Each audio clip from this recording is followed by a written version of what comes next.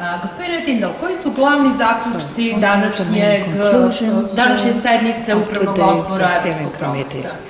So there were two aspects today. One was that the annual report was accepted and we gave a small presentation about what we've been doing the last year. So that was gratifying that the steering committee had no objections to our performance so far.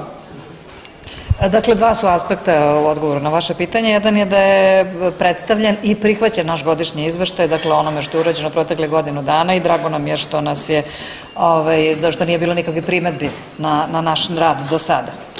And the second and perhaps more important part is today was approved around about 3 million euros, just under 3 million euros of new projects.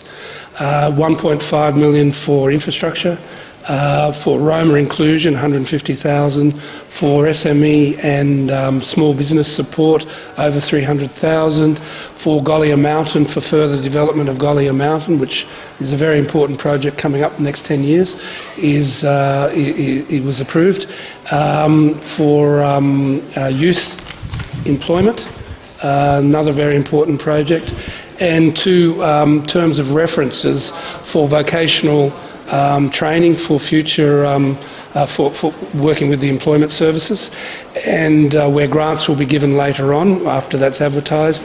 And lastly was the agricultural producers, which is another important group of stakeholders of the Progress program.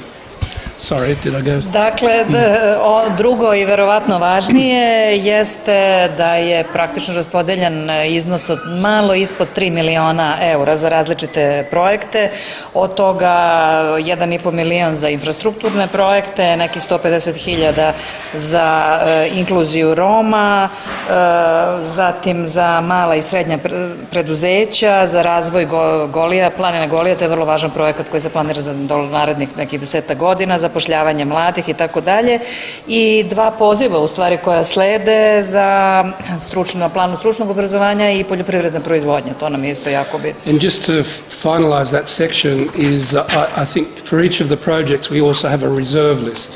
So we work through a grant methodology, and working through a grant methodology has its issues in terms of, as the municipality, for example, does a tender, there may be savings. So as we gather the savings, by the end of the year, we have a reserve list of projects for all those categories. We'll be able to hopefully fund new projects without asking the steering, without having to go through a new call for proposals. So I hope that as savings are identified this year, we'll also be doing many more projects. So, sad, uz ovo bih naglasio da postoji i rezervna lista projekata, tako da ako na kraju godine zaključimo da je došlo do određenih ušteda, a to se predviđa, onda bi u svim kategorijama bili finansirani i ti dodatni projekti sa rezervne liste, a da pritom ne mora da se zakazuje novi sastanak upravnog odbora i da se prolazi kroz čitavu običajnu proceduru vezanu za grantove. Sem ova dva poziva o kojima ste govorili, šta je još urgentno ili prioritetno što planira Evropski Progres da uradi bar do kraja ove godine? Well, the vocational guidance one is for local governments to help them action their employment, local employment strategy.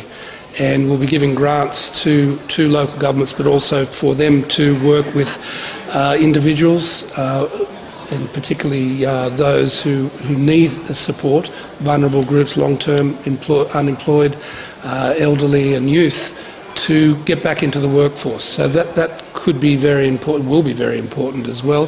The second one is for agricultural groups, and there'll be a study tour. We haven't identified which European country yet, but next year, and for agriculturalists, and there'll be over 30 of them, 34 I think, will be able to look at new techniques and new procedures that Western Europe are bringing, and then we'll be giving grants to help them do that. We want to do concrete activities, not only technical support, but also concrete support to business in the terms of equipment, and not only training, but also equipment.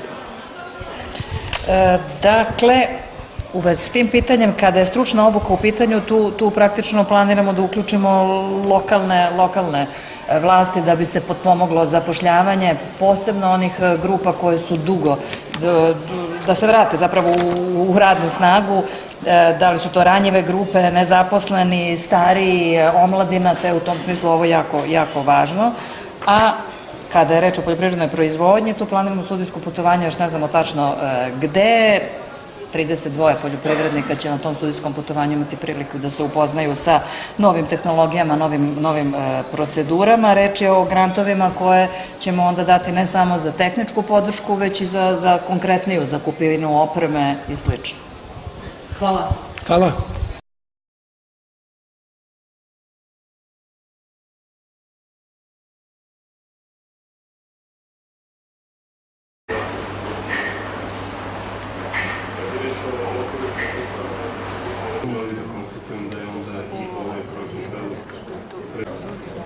Dva poziva pred nama, jedan naravno lokalnica neutralna i predviđena je tačka razne, i ovo je prilika za ovu priliku, ukoliko pa to nije slučaj. Mislim smo danas doneli dosta važnih tendencija da neke opštine ili gradovi učestvuju više, odnosno da učestvuju na ovim našim konkursima. Eto još jednom prilike da Dolazku na sastanak upravnog odbora, uvijek je zadovoljstvo biti